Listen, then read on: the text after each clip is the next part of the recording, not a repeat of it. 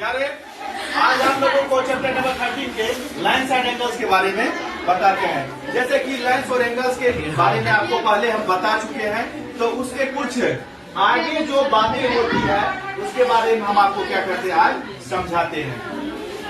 तो सबसे पहले सप्लीमेंट्री एंगल के बारे में हम लोग जानते हैं। सप्लीमेंट्री एंगल संपूरक कोण होता है, कहता है two rays are said to be supplementary if the sum of their measure is 180 degree. Two angles are said to be supplementary if the sum of their measures is 180 degree. यानी कि ऐसा कोई भी दो एंगल का major जिसको add करने पर 180 डिग्री के बराबर हो जाता है बच्चों, उसे हम क्या कहते हैं?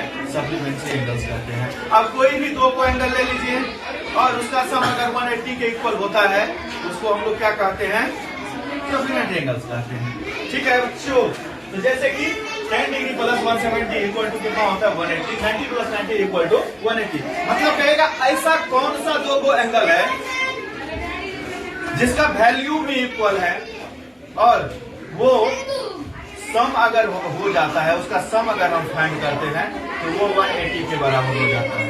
तो यही दो राइट एंगल को अगर हम प्लस कर देते हैं तो वो किसके बराबर हो जाता है बच्चा? 1 सप्लीमेंट्री के बराबर हो जाता है। तो 90 डिग्री का एंगल को हम लोग कौन सा एंगल करते हैं? राइट एंगल करते हैं। याद आप लोग नहीं कीजिएगा, घर में होगा कोई उसको दे दीजिएगा, ठीक है ना? वो याद करके आप लोग को फिर डिलीवर कर देंगे, यानी तो हमको फोन करके सुनवा दीजिएगा कि सर हमरे बदले में फलना आदमी याद किया है, वो सुनाइए।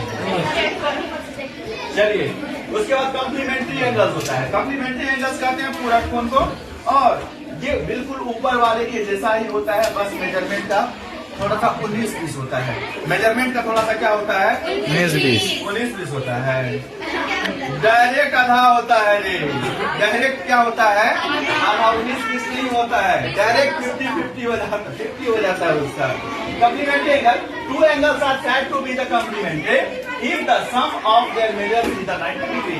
यदि दो एंगल का सम 90 डिग्री के इक्वल होता है, बराबर होता है, तो उसे कौन सा एंगल कहते हैं? कॉम्प्लीमेंट्री एंगल कहते हैं। एग्जाम्पल के लिए आप लोग को डिमांड रखती है, आप लोग से कौन ज्यादा लगाए? 20 डिग्री 70 डिग्री बराबर कितना होता है? 90 डिग्री होता है, ठीक है। और वही 45 इक्वल टू 90 हो जाता है। 70 प्लस 20 इक्वल टू भी 90 होता है। 80 प्लस 10 इक्वल टू भी 90 होता है। 85 प्लस 5 बराबर इक्वल भी क्या होता है? 90 होता है। उसके बाद प्यारे बच्चे आता है एडजेसेंट एंगल। जैसे कि एडजेसेंट एंगल के बारे में आप लोग को पता है, two angles with the same vertexes, one arm common and the other arms laying on the opposite sides of the common arms are called adjacent angle. Means वो तो बहुत ही कुछ कह रहा है, इस पर ध्यान हमको नहीं देना है।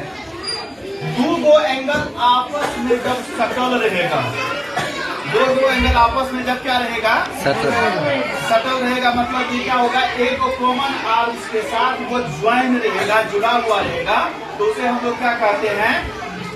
एडजेसेंट एंगल कहते हैं। यहाँ पर देखिए दो एंगल मेरे पास है और ये दोनों का एक जो आर्म है, बीच वाला जो है, उसको कॉमन आर्म कहते हैं। कॉमन आर्म बीच को कहते हैं, ध्यान दीजिएगा थोड़ा सा।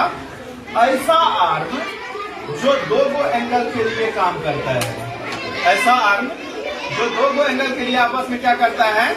काम करता है। तो यहाँ पर देखिए ये वाला बीच वाला जो है ऊपर वाले एंगल के लिए भी काम करता है और ये बीच वाला जो है नीचे वाले के लिए भी काम करता है।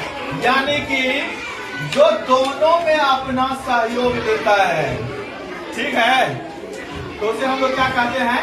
कॉमन आर्म कहते हैं। गांव घर में ऐसे व्यक्ति भी होते हैं जो कॉमन होते हैं।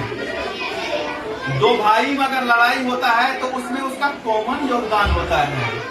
अब यहाँ पर हमरे यहाँ पर मान लीजिए हम दो भाई हैं, तो हमने यहाँ पहले आकर के आराम से बैठेंगे और वो सारी बातें बोलेंगे जो हमको सूट करेगा।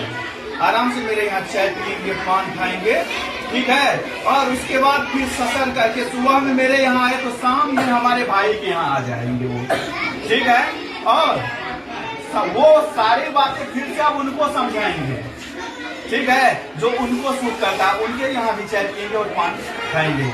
यानी कि हमारे यहाँ बैठेंगे तो हमारे भाई का जितना भी बुराई है वो हमारे पास कर देंगे, ठीक है। यानी कि भड़काना जिसको हम लोग अपने भाषा में कहते हैं। और हमारे भाई के यहाँ अगर जाएंगे तो वो हमारे बारे में फिर उसको क्या करेंगे, भड़काएंगे। इसे ही हम अपने भाषा में चुगलखोर करते हैं। हम अपने भाषा में इसको क्या करते हैं, चुगलखोर। मतलब वो कॉमन बन जाते हैं लड़ाई करवाने में, और दोनों भाई को बिल्कुल दिमाग में विष के समान बातें भर देते हैं और दोनों भाई को लड़वा देते हैं फिर से। इसी व्यक्ति से भी सावधान रहिए। लेकिन यहाँ पर ये कॉमन का मीनिंग क्या होता है, ये दोनों में काम करता है। तो इसे हम लोग क्या करते हैं, एडजेसेंट। अब लीनियर पेयर ऑफ एंगल्स होता है, लीनियर पेयर ऑफ एंगल्स। ये क्या होता है, two adjacent angles are tried to form a linear pair of the angles if their non common arms are the two opposite sides. यानी कि non common, जो common नहीं है, नॉन कॉमन मतलब जो कॉमन नहीं है, वो क्या है, इसका अपोजिट आर्म्स है। और कॉमन वाला जो है वो दोनों के लिए काम करता है। मीन्स सीधा सीधा समझिए, अगर एक स्ट्रेट लाइन पर कोई रेज खड़ी है तो उसके दोनों तरफ जो एंगल बनती है वो दोनों एंगल क्या कहलाता है, लीनियर पेयर ऑफ एंगल्स कहलाता है। और हमेशा आपको याद रखना है कि लीनियर पेयर ऑफ एंगल्स का सम जो होता है वो 180 डिग्री के क्या होता है, बराबर होता है। उसके बाद वर्टिकली अपोजिट एंगल्स होता है। Two angles are called a pair of vertically opposite angles if their arms form two pairs of the opposite raise.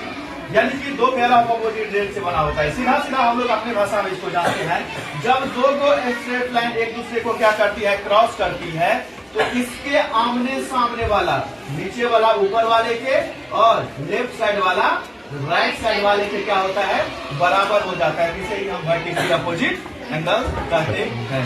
समझ में आ गया? किसी को कोई प्रॉब्लम है इसका समझने में? नहीं ना? तो इसीलिए तुम लोग हमको डुबा मत देना, ठीक है। हमको क्या करना, डुबा मत देना, और याद करके हमको सुना देना। याद करके हमको क्या करना, अगर समझ में नहीं आया तो एक बार फिर से बता देना, ठीक है। तो फिर से हम इसको क्या बता देंगे। तो यही होता है।